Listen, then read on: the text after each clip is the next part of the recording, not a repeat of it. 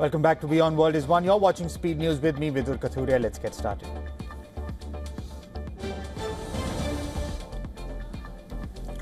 A brawl broke out in the Turkish parliament between members of the ruling AK party and the opposition Republican People's Party on the final day of budget talks. The fight began with an argument between two lawmakers and quickly escalated as others joined in. The footage shows MPs throwing punches and pushing each other during the chaotic scene.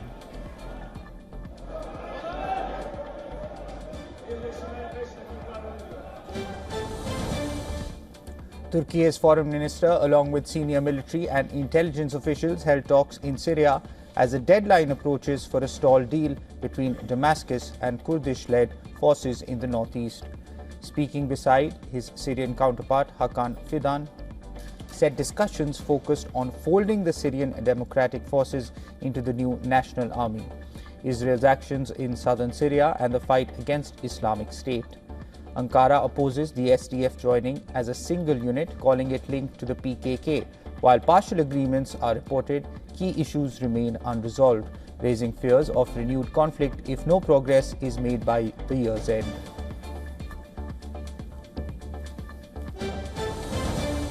US President Donald Trump has unveiled a new class of US warships that will carry his name. Speaking to reporters at his Mar-a-Lago estate in Florida, Trump said the Trump-class ships will be the largest battleships ever built, both in the United States and worldwide.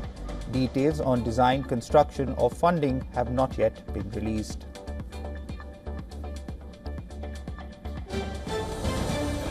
The Trump administration has suspended leases for 5 major offshore wind projects under construction along the East Coast, citing national security risks identified by the Pentagon. The suspension, effective immediately, is the latest in the administration's push against renewable energy, coming 2 weeks after a federal judge struck down President Trump's executive order blocking wind projects as unlawful. Officials say the pause will give the Interior Department time to coordinate with the Defense Department and other agencies to assess and mitigate potential security concerns. No specific risks were disclosed. Wind energy proponents criticized the move, calling it another blow to the clean energy sector.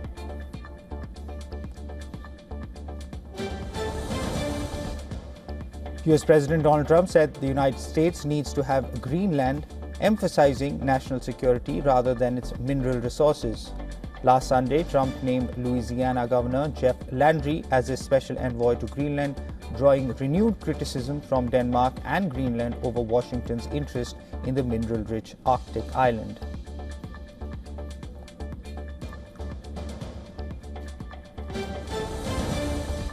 The partial release of the Jeffrey Epstein files by the US Justice Department has drawn heavy criticism. Several victims slammed the Trump administration for the slow pace of the release and heavy redactions. So far, over 13,000 files, including photos, videos, and investigative documents, have been released. But many documents are heavily blocked, with some spanning 100 pages or more. Trump also reacted, saying people who innocently met Epstein risks reputational damage and blaming Democrats for pushing the release as a political distraction. Asked about photos of former President Bill Clinton, Trump said he hated to see them but claimed that's what most Democrats and a couple of bad Republicans wanted.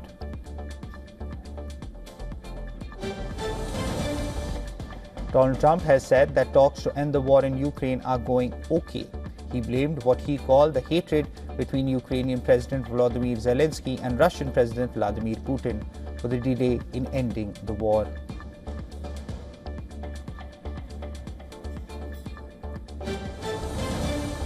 The American Democratic Party has said it would move to impeach President Donald Trump if it wins a majority in Congress after the 2026 midterm elections. House Speaker and Republican Mike Johnson, speaking at a Turning Point USA event, warned that the midterms are critical. He said that if Republicans lose control of the House, the radical left will create absolute chaos. Johnson's comments underline growing partisan tensions ahead of the 2026 elections as both parties position themselves for a potentially decisive outcome.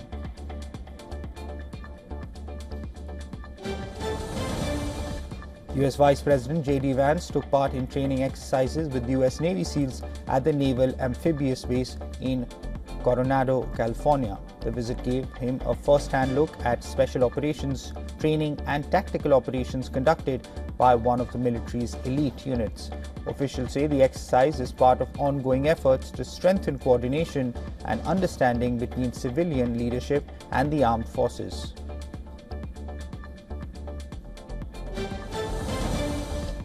AAA projects that 122.4 million Americans will travel at least 50 miles from home over the 13-day year-end holiday period from December 20th to January 1st.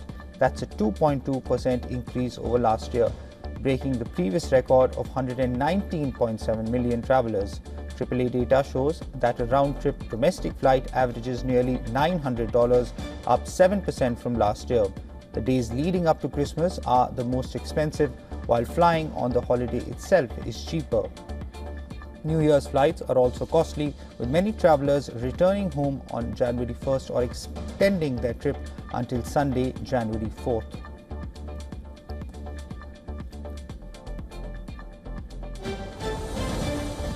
Venezuela's Foreign Minister Ivan Gil read a letter from President Nicolas Maduro addressed to leaders across Latin America, the Caribbean and the United Nations, warning of escalating US aggression.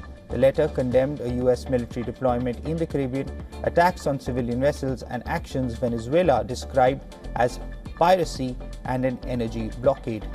Maduro reaffirmed his country's commitment to peace and called on the global community to condemn these acts and uphold international law.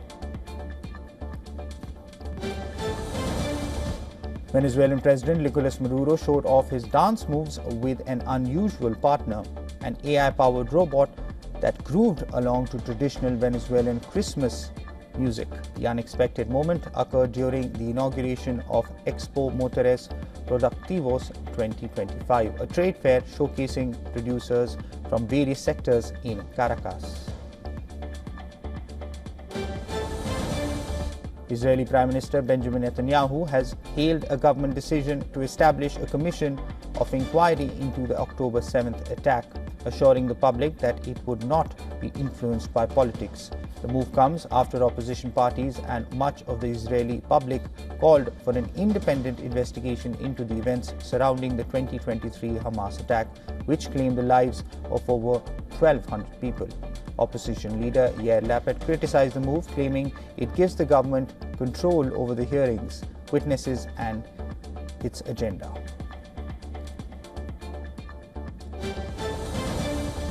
China has lodged a formal protest with Japan over a series of visits to Taiwan by high-ranking officials from Japan's ruling Liberal Democratic Party. A spokesperson for China's foreign ministry said the visits violate commitments in bilateral relations and urged Japan to reflect and correct its mistakes. LDP lawmaker Koichi Hagiuda, the party's acting executive secretary general, is currently on a 3-day trip to Taiwan. According to Taiwanese media, about 30 Japanese lawmakers plan to visit the island between the end of this year and early next year. Beijing considers Taiwan part of China and has warned it could be reunited by force if necessary, making these visits a point of high tension between China and Japan. 11 Ecuadorian military personnel have been sentenced to nearly 35 years in prison each for the forced disappearance of 4 minors, whose bodies were later found burned in 2024. According to testimony from family members and video evidence, the victims, aged 11 to 15, had gone out to play football in the violent port city of Guayaquil before being detained by a patrol of the Ecuadorian Air Force.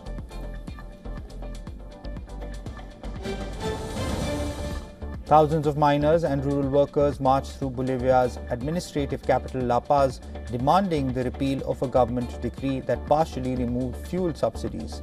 Protesters filled central avenues carrying signs reading "Death to Supreme Decree 5503" and chanting against what they called a neoliberal measure. The unrest centers on Supreme Decree 5503 issued last week, which rolled back subsidies that for more than 2 decades kept domestic fuel prices below international levels. The move has doubled gasoline prices and tripled diesel costs, sparking anger among unions and transport workers, who warn it will push up food and transport costs for Bolivia's poorest citizens. France's government will push lawmakers to approve emergency legislation to keep the state running into January after they failed to agree on a 2026 budget. The stopgap measure aims to avert a government shutdown while giving final negotiations a chance. A joint committee of lawmakers from both chambers failed last Friday to finalize the full budget, forcing Prime Minister Sebastian Lecornu to seek this temporary measure to extend spending, tax collection and borrowing.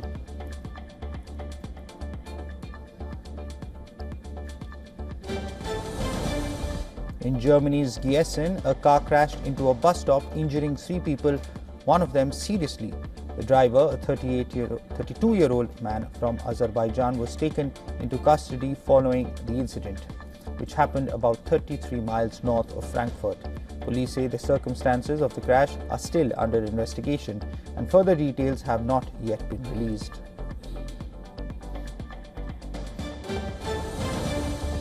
Pakistan Army Chief Asim Munir positions his country as protector of the Muslim world, pledges military support to Libya, evoking religious ties and warning that Muslim countries have been weakened by loss of technological knowledge.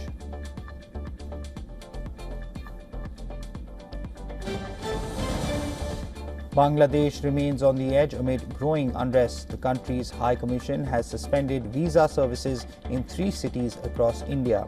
This follows India's temporary suspension of its visa application center in Chittagong, Bangladesh's second largest city. A notice at the High Commission in New Delhi says that consular and visa services are temporarily halted due to unavoidable circumstances. In Tripura, in India's northeast, Bangladesh's Assistant High Commission also suspended visa services after a protest outside the mission. Meanwhile, a private operator in Siliguri, West Bengal, which handles visa applications for Bangladesh, has halted services as well.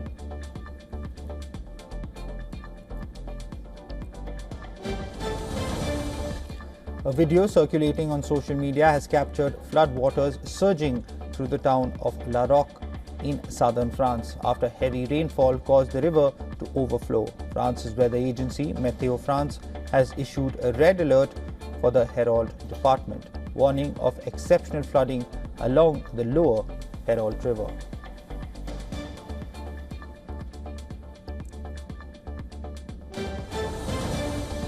Alphabet has announced that it would buy data center and energy infrastructure provider Intersect for $4.75 billion in cash. Under the deal, Alphabet will acquire Intersect's multiple gigawatts of energy and data center projects in development or under construction. According to Alphabet, Intersect will also explore a range of emerging technologies to increase and diversify energy supply while supporting Google's US data center investments. Its operations will remain separate from Alphabet and Google under the Intersect brand and its existing operating assets in Texas. Instacart has said that it is ending price tests that showed different grocery prices to different shoppers following criticism of its AI-driven pricing tool. The company faced an outcry after a study by Consumer Reports and 2 other non-profits showed some shoppers saw prices up to 23% higher than others browsing the same grocery items from the same store at the same time. Last week, the US Federal Trade Commission had questioned Instacart about its Eversight pricing tool, which allowed retailers to run random price tests to gauge shoppers' reactions to higher or lower prices. Uber and Lyft announced that they were teaming up with Chinese tech giant Baidu to launch driverless taxi trials in the UK next year, reinforcing the country's role as Europe's leading testbed for commercializing robot taxis. As part of the partnerships, Baidu's Apollo Go RT6 vehicles will join the London networks of the ride-hailing platforms in 2026, marking the first direct competition between US and Chinese autonomous giants in a European capital.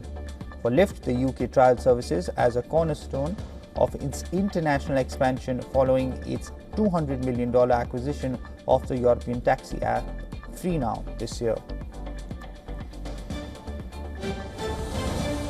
Asian share markets rose on Tuesday as momentum buying continued into the holiday period. Investors are focused on a key US GDP update due later in the day, which is expected to show solid third quarter growth of around 3.3%. Trading volumes remain light, but sentiment stayed upbeat, lifting MSCI's Asia Pacific Index and Japan's Nikkei. The yen found some support as traders stayed alert for possible intervention from Japanese authorities after recent sharp losses following the Bank of Japan's rate hike. Markets remain cautious but optimistic ahead of delayed US economic data releases.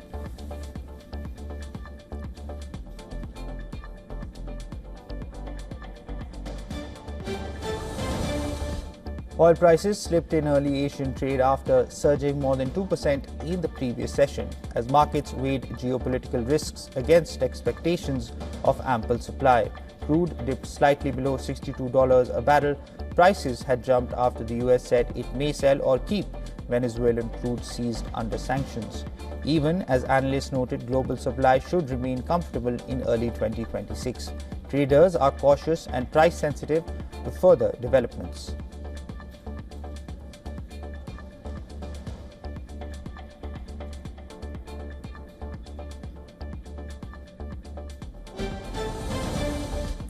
Spot gold hit a fresh all-time high in early Asian trade, extending a powerful rally driven by expectations of interest rate cuts, geopolitical tensions, and strong central bank buying. Prices surged above $4,497 an ounce after jumping more than 2% on Monday. Safe haven demand intensified amid rising US-Venezuela tensions and uncertainty over future US Federal Reserve leadership. Silver followed gold higher, also hitting a record, while platinum and palladium posted sharp gains. Gold is now up nearly 70% this year, marking its strongest annual performance in decades as investors seek protection from economic and political risks. The yen firmed slightly on Tuesday after Japan issued its strongest warning yet against sharp currency moves, signaling readiness to intervene as the yen hovered near recent lows. Broad US dollar weakness also helped lift the Japanese currency. Still, analysts say near-term yen weakness may persist after the Bank of Japan struck a cautious tone following last week's rate hike, suggesting a slow pace of tightening ahead. Officials say intervention remains an option, especially during thin holiday trading, but markets see no action unless the yen breaks sharply weaker beyond recent levels. Arsenal manager Mikel Arteta has said that Brazilian forward Gabriel Jesus could start for the Gunners in their League Cup quarter-final match against Crystal Palace later today. Jesus scored a hat-trick in Arsenal's last 8 win against Palace last season. The Brazilian then spent 11 months on the sidelines after he ruptured the anterior cruciate ligament in his left knee. Premier League leaders Arsenal face Palace at the Emirates, desperate to end the club's 6-year trophy drought.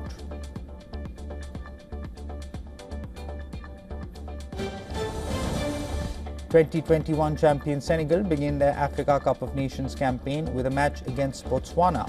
The Group D fixture takes place in Tangier, Morocco.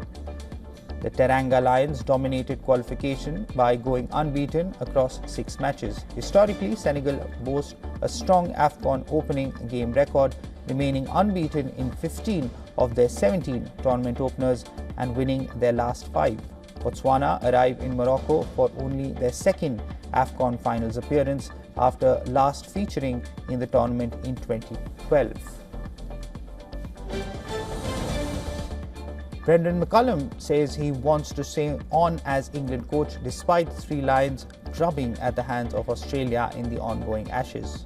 However, the New Zealander admitted that a decision on his future will be out of his hands. England are 3-0 down in the 5-match series after just 11 days of cricket, outplayed by a hungry Australian team. McCullum is contracted to England through to the end of the 50-over World Cup in 2027, a period that includes the next home Ashes the same year.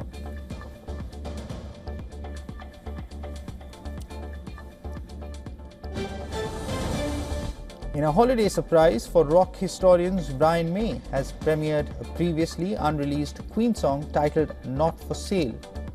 The track was originally recorded during the 1974 sessions for the band's second studio album, Queen 2, but was cut from the final track list and remained in the archives for over 50 years.